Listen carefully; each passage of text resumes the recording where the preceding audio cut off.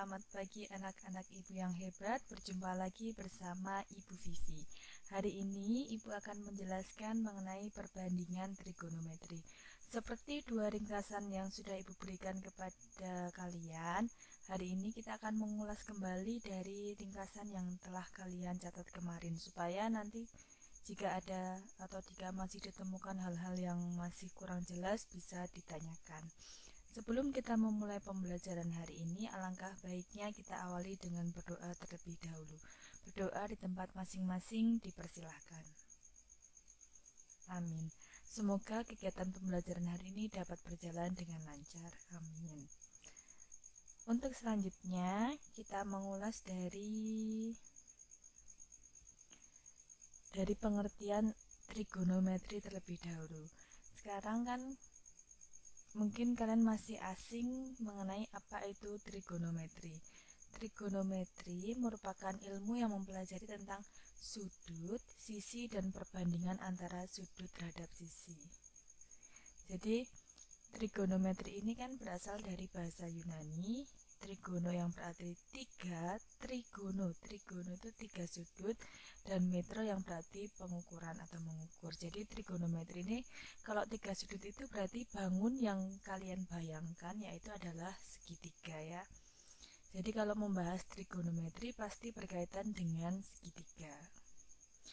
Untuk rasio trigonometri, apa itu rasio trigonometri? Nah, rasio trigonometri adalah nilai perbandingan sisi-sisi pada segitiga siku-siku. Perhatikan, ada kata segitiga siku-siku. Jadi, rasio trigonometri ini hanya berlaku pada segitiga siku-siku. Jadi, tidak berlaku bagi segitiga selain segitiga siku-siku ya. Jadi, tidak berlaku pada segitiga sama sisi, sama kaki. Jadi, hanya berlaku pada segitiga siku-siku. Nah, pada segitiga siku-siku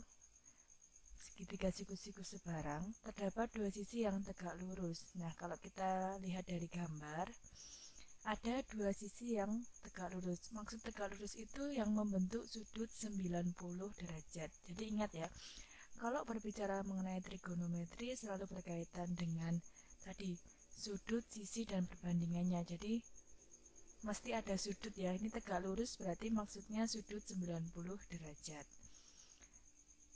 Nah, ada dua sisi yang saling tegak lurus ini, nanti ada sisi terpanjang. Nah, sisi terpanjang ini bisa kadang disebut sisi miring, tapi kadang kalau bentuknya tidak seperti ini ya tidak sisi miring ya. Misalnya bentuknya yang miring itu mendatar, yang penting sisi terpanjang atau bisa disebut hipotenusa. Jadi di segitiga siku-siku ada dua sisi yang merupakan sisi siku-siku dan satu sisi yang merupakan sisi terpanjang atau hipotenusa. Nah, kita ingat kembali, kalau membahas sudut kita ingat kembali dari lingkaran.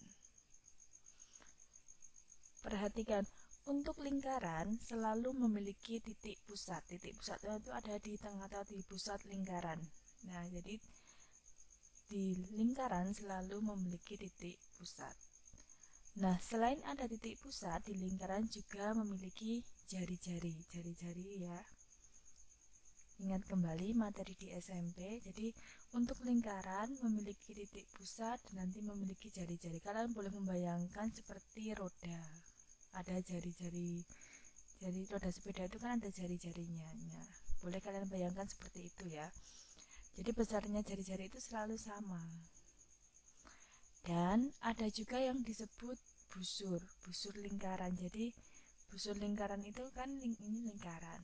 Ada titik pusatnya, ada jari-jarinya, dan ada busur lingkaran. Yang dimaksud busur itu yang seperti ini ya, yang sisi lengkungnya ini.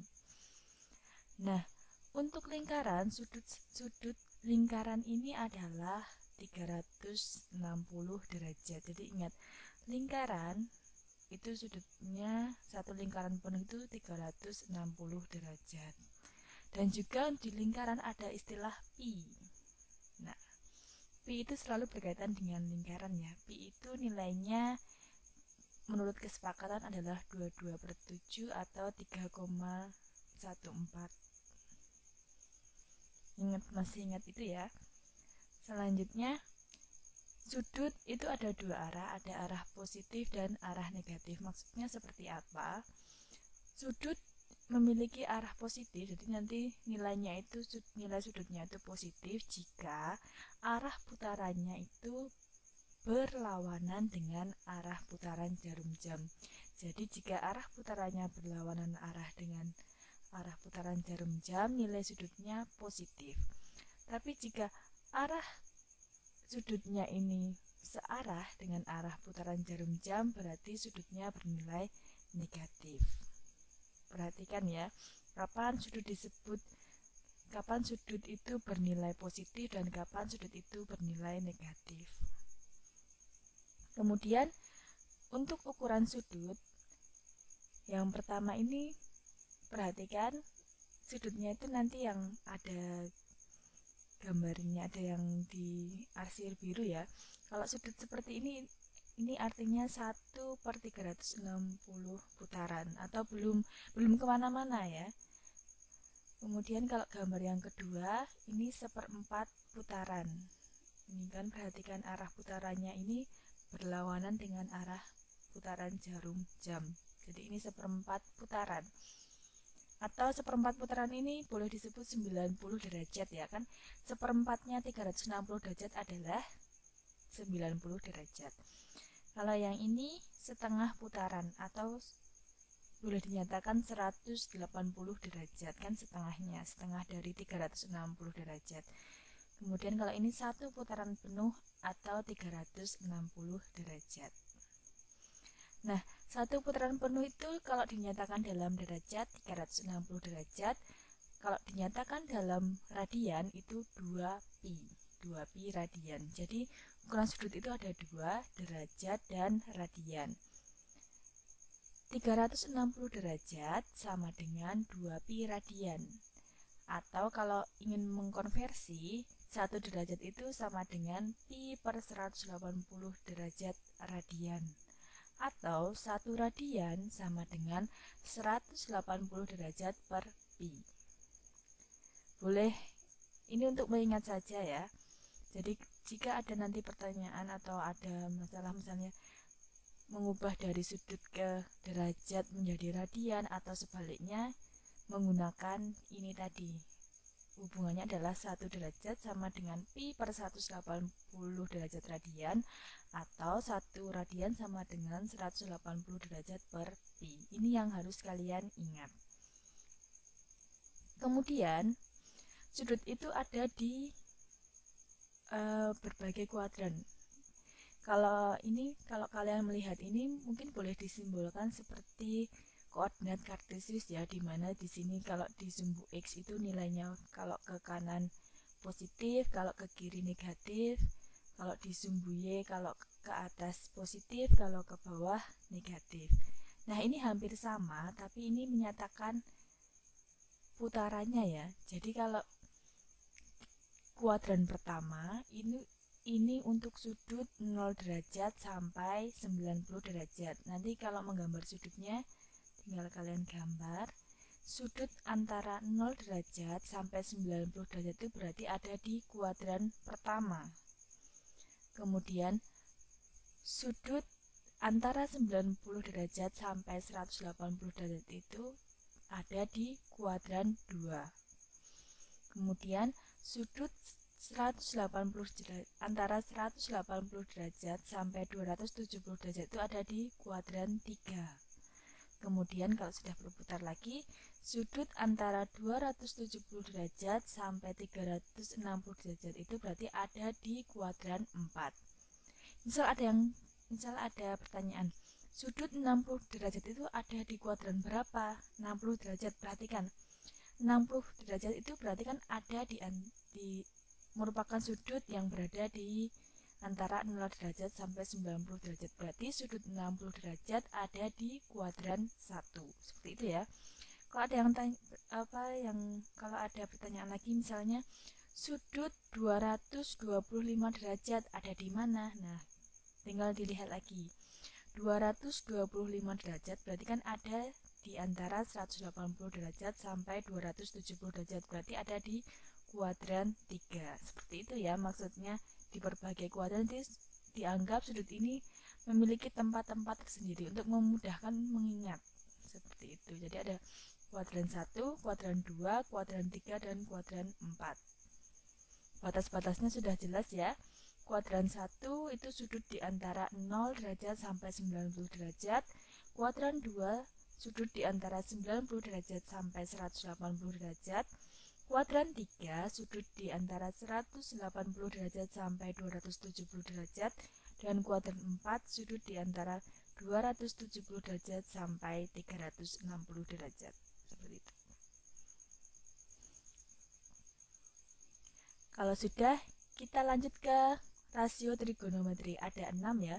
Sinus, kosinus, tangen, sekan, kosekan, dan kotangen.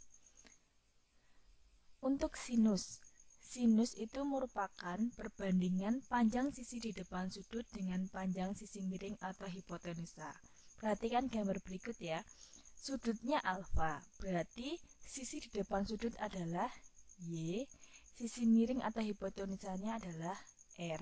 Berarti sinus itu adalah Y per R, sisi di depan sudut dibagi sisi miringnya. Nah, untuk menghafalnya supaya mudah, kalian boleh mau menggunakan sisi miring atau hipotenusa. Kalau menggunakan sisi miring, singkatannya sindemi, sinus depan miring. Atau kalau kalian ingin menggunakan kata hipotenusa, berarti sindepo, sinus depan hipotenusa. Jadi sinus itu perbandingan antara panjang sisi di depan sudut dibagi panjang sisi miring atau hipotenusa. Tinggal kalian memilih yang mudah yang mana. Mudah sindemi atau sindepo. Itu untuk memudahkan mengingat. Kemudian kosinus. Yang dimaksud kosinus adalah perbandingan panjang sisi di samping sudut dengan panjang sisi miring atau hipotenusa.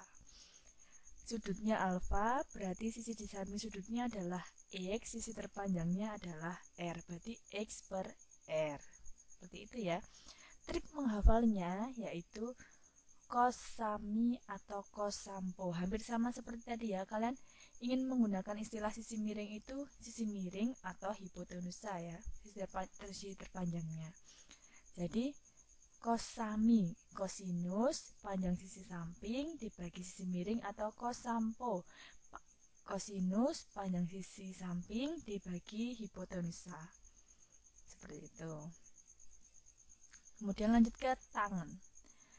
Tangen itu merupakan perbandingan panjang sisi depan sudut dengan panjang sisi di samping sudut. Sudutnya alfa, panjang sisi di depan sudutnya Y, panjang sisi di samping sudutnya X. Perhatikan ya, berlaku pada segitiga siku-siku. Makanya di sini semua gambarnya adalah segitiga siku-siku. Untuk menghafal tangen, yaitu tandesa. Tangan, depan, samping. Jadi tangan itu perbandingan sisi depan dengan samping. Kemudian sekan. Sekan merupakan perbandingan panjang sisi miring atau hipotenusa dengan panjang sisi di samping sudut. Untuk memudahkan menghafal, anggap saja sekan itu adalah lawan atau kebalikan dari kosinus. Jadi kalian cukup mengingatnya sekan itu sama dengan 1 per kosinus.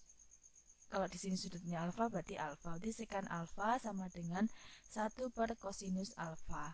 Kalau kalian ingin menghafal lebih mudah, anggap saja sekan itu kebalikan dari kosinus. Atau kalau kalian ingin menggunakan definisi, berarti kan panjang sisi miring atau hipotenusa dengan panjang sisi di samping sudut, berarti kan R per X.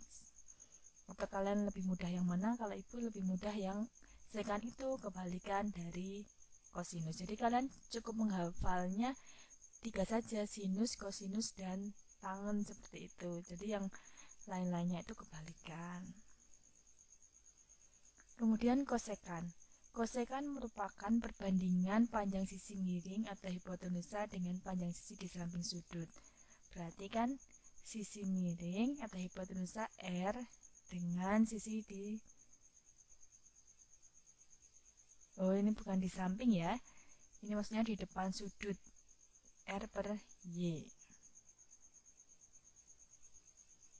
Atau untuk menghafalnya, kosekan alfa itu sama dengan 1 per sin alfa. Berarti kosekan itu adalah lawan dari sin. Kosekan adalah lawan dari sin atau sinus. Kalau sekan tadi lawan dari kosinus, kalau kosekan lawan dari sinus. Kemudian lanjut ke kotangen. Kotangen merupakan perbandingan panjang sisi di samping sudut dengan panjang sisi di depan sudut. Atau boleh dinyatakan, berarti kan sisi di samping sudut X, sisi depan sudut Y, X per Y, atau kotangen itu kebalikan dari tangen, 1 per tangen alfa. Nah, terima kasih. Silahkan kalian pelajari sendiri, semangat belajar, belajar harus semangat. Ingat, yang cukup kalian hafalkan itu 3 saja, sinus, kosinus, dan tangen. Kalau sekan tadi kebalikan dari kosinus, kosekan kebalikan dari sinus, dan kotangen kebalikan dari tangen, itu akan lebih mudah kalian untuk menghafalnya. Kalau ada pertanyaan silahkan ditanyakan, boleh melalui video call, boleh melalui chat, atau melalui kolom komentar. Jangan lupa like, subscribe, dan komen ya, supaya Ibu lebih semangat lagi membuat video pembelajaran. Terima kasih. Ibu akhiri, wassalamualaikum warahmatullahi wabarakatuh.